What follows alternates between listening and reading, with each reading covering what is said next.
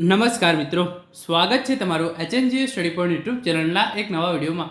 મિત્રો, આજના આ વિડીયોની અંદર આપણે ગુજરાત પોલીસ ભરતી 2024 માટે ડોક્યુમેન્ટ વેરિફિકેશન માટેના કોલ લેટર, સાથે સાથે તમારે કયા કયા ડોક્યુમેન્ટ્સ લઈ જવા પડશે, ડોક્યુમેન્ટ વેરિફિકેશન કઈ તારીખથી શરૂ થશે અને તમારું ડોક્યુમેન્ટ વેરિફિકેશન જે છે એ કઈ તારીખે પૂરું થશે એની ઓફિશિયલ માહિતી જે છે એ ગુજરાત પોલીસ ભરતી બોર્ડની વેબસાઇટ ઉપર જાહેર કરી દેવામાં આવી છે.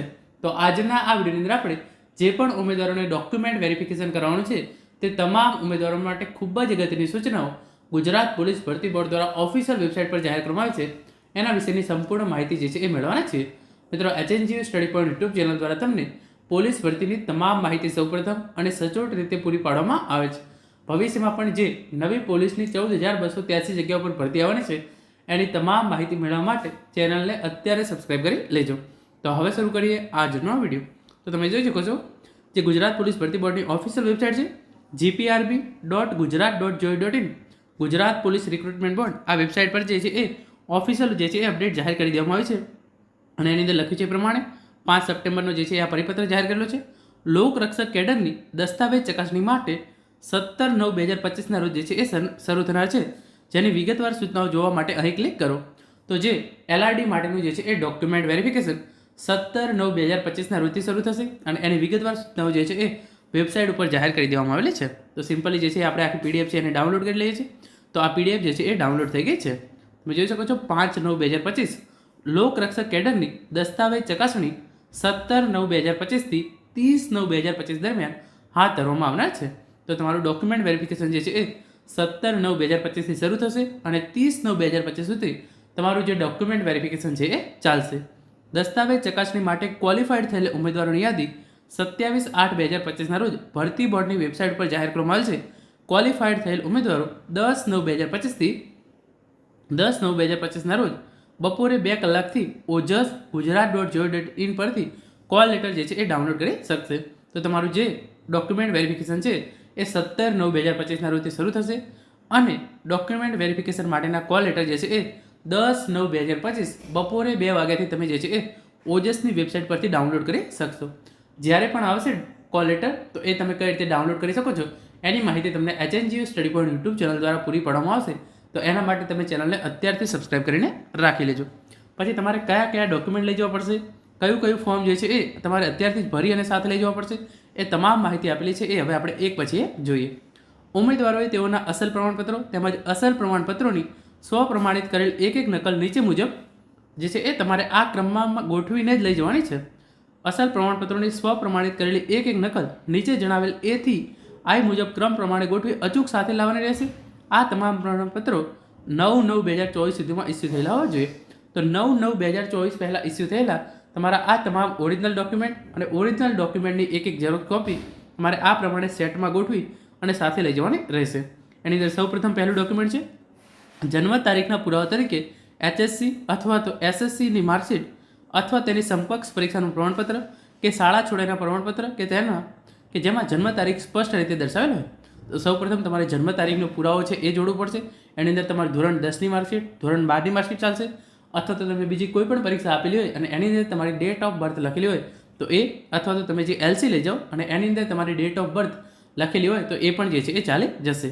એના પછી ધોરણ 12 અથવા તેની સમકક્ષ પરીક્ષાના પ્રમાણપત્ર તથા ગુણપત્રકના પ્રમાણપત્ર, એટલે કે તમારી ધોરણ 12ની માર્કશીટ જે છે એ તમારે સાથે લઈ જવાની રહેશે. અનામત જાતિ માટે ગુજરાત સરકારશ્રીના સક્ષમ અધિકારીશ્રી દ્વારા અપાયેલ જાતિ અંગેના પ્રમાણપત્ર. તો તમે જે છે ફોર એક્ઝામ્પલ એસસીબીસી, એસસી કે એસટી કેટેગરીનો લાભ લીધો હોય તો તમારી જોડે જે જાતિનો દાખલો હશે એ પણ તમારે જે છે એ સાથે લઈ જવાનો રહેશે. એના પછી નિયત કરેલ નમૂના મુજબનું એનસીસીનું સી સર્ટિફિકેટ. જે ઉમેદવારોએ એનસીસીના માર્ક્સ વધારાના મેળવવાના હોય એમને જે છે એ એનસીસીનું સી સર્ટિફિકેટ છે એ પણ જે છે એ જોડે લઈ જવાનું રહેશે. રાષ્ટ્રીય રક્ષા યુનિવર્સિટી / રાષ્ટ્રીય રક્ષા શક્તિ યુનિવર્સિટી અથવા નેશનલ ફોરેન્સિક સાયન્સ યુનિવર્સિટીનું પ્રમાણપત્ર આ તમારા જોડે હોય તો તમારે જે છે એ સાથે લઈ જવાનું રહેશે. રમતવીરો માટે સક્ષમ અધિકારી દ્વારા સરકારશ્રીનો પરિપત્ર નંબર આપેલો છે. તેમાં સરકારશ્રીના વખતના પરિપત્રથી આપેલ સૂચના મુજબ ફોર્મ મુજબ અધિકૃત અધિકારીના રમતગમતના પ્રમાણપત્ર, એટલે કે તમારે રમતગમતના તમને જો વધારાના માર્ક્સ મળવાપાત્ર હોય અને તમારે એ સાથે લઈ જવાનું હોય તો રમતગમતના પ્રમાણપત્રો છે એ પણ તમારે જે છે એ સાથે લઈ જવાના રહેશે. વિધવા મહિલા ઉમેદવારોએ પોતાના પતિના અવસાન થયેલાનું પ્રમાણપત્ર તેમજ પુનઃ લગ્ન કરેલ નથી તેનું બાંહેધરી પત્ર. તો જે વિધવા મહિલાઓ છે એમના માટે લાગુ પડે છે. માજી સૈનિકના કિસ્સામાં આર્મી, નેવી, એરફોર્સના સક્ષમ સત્તાધિકારી દ્વારા અપાયેલ ડિસ્ચાર્જ પ્રમાણપત્ર અને ઓળખપત્ર. ઉમેદવાર પોતાની ઓળખ માટે જો આધાર કાર્ડ હોય તો તે દસ્તાવેજ ચકાસણી દરમિયાન અસલ જે છે એ અવશ્ય સાથે અસલમાં લાવવાનું રહેશે. જો આધાર કાર્ડ ના હોય તો અન્ય કોઈપણ પુરાવો જેવો કે ડ્રાઇવિંગ લાયસન્સ, પાન કાર્ડ, ચૂંટણી કાર્ડ વગેરેમાં અસલમાં પોતાની સાથે દસ્તાવેજ ચકાસણી માટે અવશ્ય સાથે લેવાનું રહેશે. તો તમારું જે આધાર કાર્ડ છે એ તમારે ઓરિજિનલ સાથે લઈ જવાનું રહેશે. અને જો તમારા જોડે આધાર કાર્ડ ના હોય તો ડ્રાઇવિંગ લાયસન્સ, પાન કાર્ડ, ચૂંટણી કાર્ડ જે છે એ તમારે ઓરિજિનલી જવાનું રહેશે અને સાથે સાથે એની ઝેરોક્સ જે છે એ પણ જોડવાની રહેશે. અને પછી જે ખાસ સૂચના છે ચોથા નંબરની એ તમે જોઈ લો. દસ્તાવેજ ચકાસણીમાં હાજર રહેનાર તમામ ઉમેદવારોએ દસ્તાવેજ ચકાસણી સમયે એનેક્સર 3 ફોર્મ ભરીને લેવાનું રહેશે.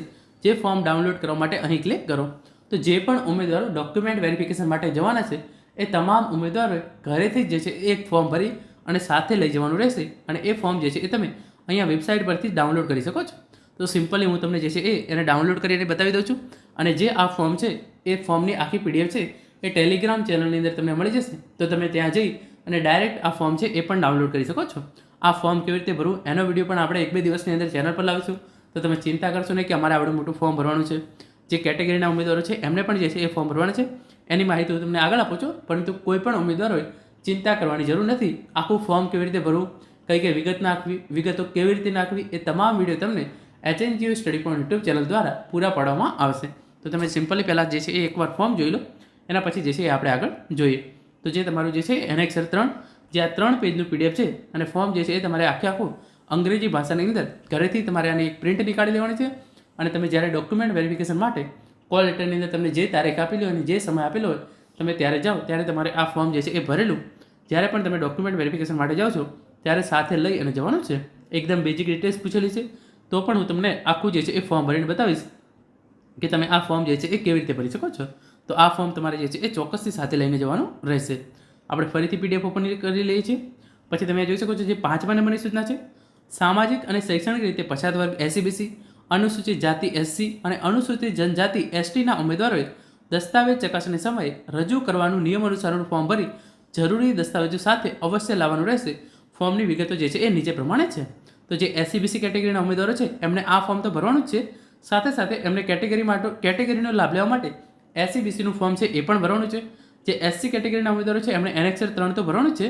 સાથે સાથે એમની કેટેગરીનો લાભ લેવા માટે અહીંયા જે ફોર્મ આપેલું છે એ પણ ભરવાનું છે. ST કેટેગરીના ઉમેદવારો પણ આ ફોર્મ છે એ તો ભરવાનું જ છે અને સાથે સાથે એમને એક બીજું ફોર્મ છે એ પણ ભરવાનું થશે. તો સિમ્પલી હું તમને બધા ફોર્મની જે છે એ PDF ટેલિગ્રામ ચેનલની અંદર મેં ઓલરેડી મૂકી દીધી છે.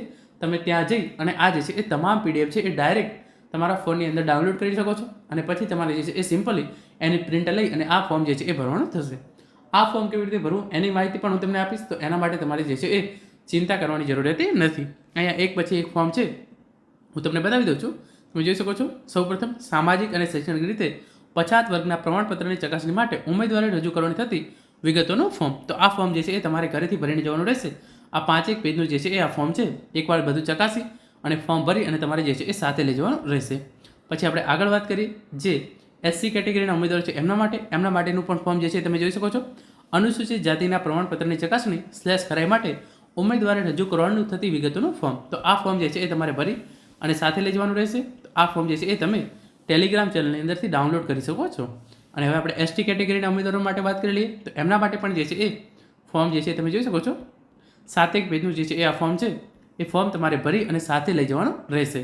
તો મિત્રો આ હતો આજનો વિડીયો જેની અંદર આપણે જોયું કે તમારું ડોક્યુમેન્ટ વેરિફિકેશન જે છે એ 17/9/2025 શરૂ થશે અને 30/9/2025 સુધી ચાલશે. અને જે પણ ઉમેદવારો ડોક્યુમેન્ટ વેરિફિકેશન માટે ક્વોલિફાઈડ થયેલા છે એમને જે છે એ 10/9/2025 બપોરે 2 કલાકથી જે છે એ એમના કોલ લેટર જે છે એ ડોક્યુમેન્ટ વેરિફિકેશન માટેના ઓજસની વેબસાઇટ પરથી ડાઉનલોડ કરી શકશે. અને તમારે આ તમામ ઓરિજિનલ ડોક્યુમેન્ટ અને એની જે છે એક ઝેરોક્સ આ પ્રમાણે ક્રમમાં ગોઠવી અને સાથે લઈ જવાની રહેશે. અને આ 2 ફોર્મ જે છે એ તમે જનરલની અંદર આવતા હોય તો માત્ર એક જ ફોર્મ, પરંતુ તમારે કેટેગરીનો લાભ લેવાનો હોય તો અહીંયાથી એક ફોર્મ અને આ 2 ફોર્મ જે છે એ તમારે ભરી અને સાથે લઈ જવાના રહેશે. આશા રાખું છું આજનો વિડીયો જે છે તમને ચોક્કસથી ઉપયોગી થશે. Thank you so much for watching.